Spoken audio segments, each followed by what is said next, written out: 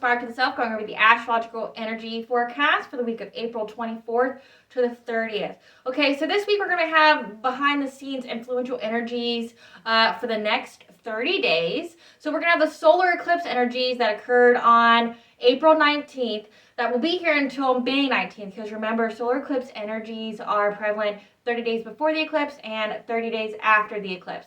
Its purpose is to illuminate toxic pollutants that are disrupting our balance and alignment and how to remove them. This is a karmic awakening to put our path in a new direction that may cause some turmoil. However, at the end of the eclipse energies, we will land on our feet.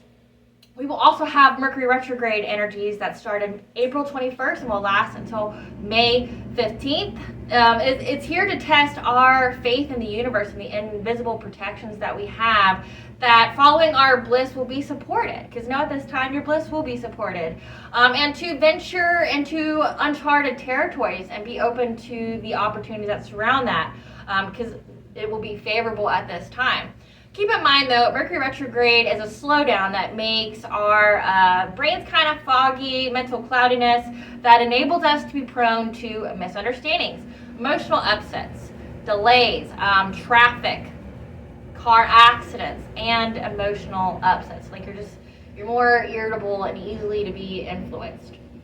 Okay, so we're going to start the week on the 24th with the moon in Cancer. This is going to provide us with an intuitive insight on healing within the home, and may bring to light some changes that we need to make. However, we will see this new pathway of innovation on this day.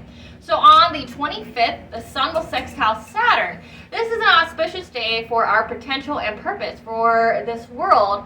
And Saturn's presence will help us to clarify our ask and what we truly want our futures to look like. And we're being asked to dream extravagantly, as our wish will be granted. We just have to better clarify the ask. It's a good day for long-term planning and business negotiations. On April 27th, the moon is in Leo, and this is a good day to socialize, have a little entertainment and celebration. And this is to celebrate and welcome in this new beginning that's coming from, the solar eclipse and Mercury retrograde. We're going to be led to this new beginning, this new karmic awakening that's going to be happening. Okay, and then to end the week, on the 29th, the moon in Virgo and Mars sextile Uranus. Okay, so we're going to get an intuitive hunch that will provide us to analyze the situation further prior to proceeding, as we are being strongly guided to pursue areas that provide us more freedom and ability to be more authentic to ourselves. And if you listen to your intuition, you will be protected on this day for the week. So we will have the solar eclipse energies that will last, for another 30 days, which is going to bring us to an end of a cycle and welcoming in the new beginning. This week we may experience a disruptive period brought on by the solar eclipse that will remove the toxic elements that has put us out of balance.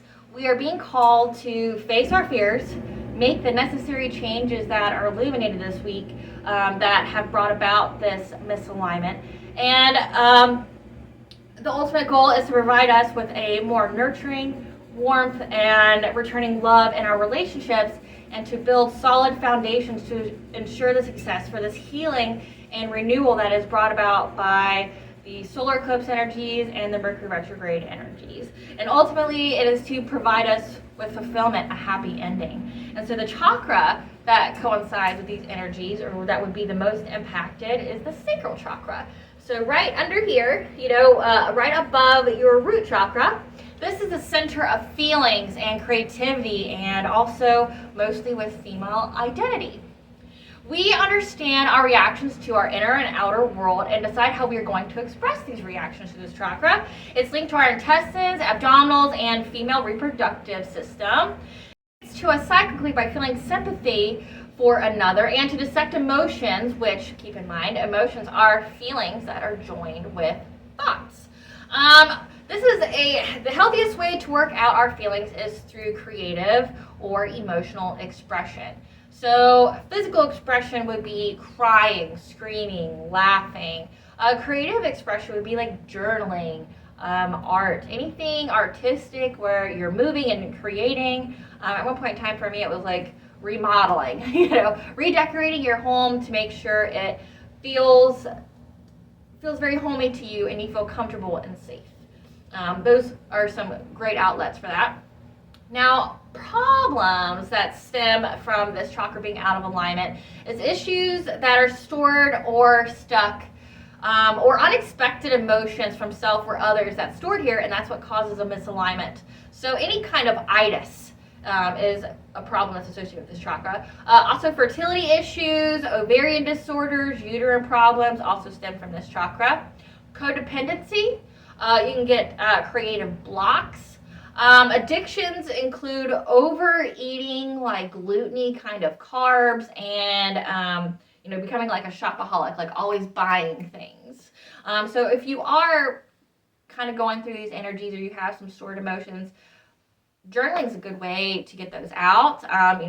Start with, and it's also a good way to reprogram your mind. Like if you can think of 3 things that you are most grateful for and are happiest each and every day, and you write it down, it reframes your thought processes to make sure that you are thinking positively, which if you know what that generates, it attracts. What you are is what you attract. So if you have positive thoughts, if you are raising your vibration, you are going to attract those kind of people and situations to you. So it all starts up here, and to get it to be conducive for your environment. If it's negative, you end up having a negative environment.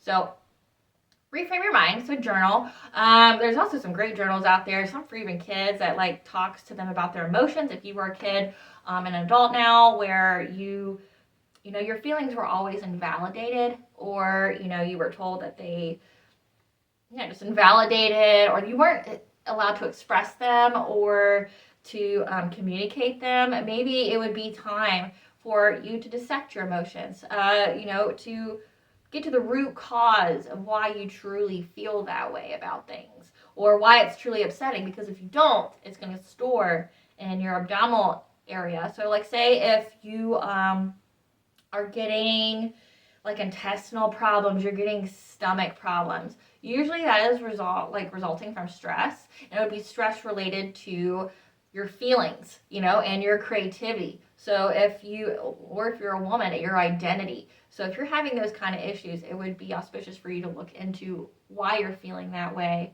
and how you can better alleviate that. So if you are going through this, like I said, do something artsy, create, do something.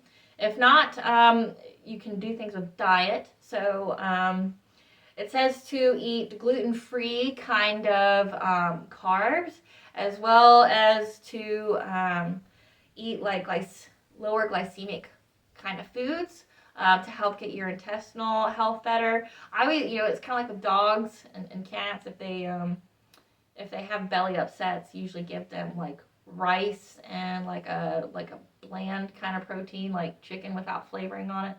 Something like that. It'll help you. Also, olives are anti-inflammatories and build good health for your heart, as well as it'll actually moisturize your skin because it is, like the oil and all that. So it's definitely worth the $20 a week if you eat 6 a day. It'll make it to where you don't have to wear lotion, but it also is an anti-inflammatory, so it can do wonders on the inside if you are inflamed anywhere. Okay, guys, this is Belair with the Spark of the Self, going over the Astrological Energy Forecast for the week. Till later. Bye, guys.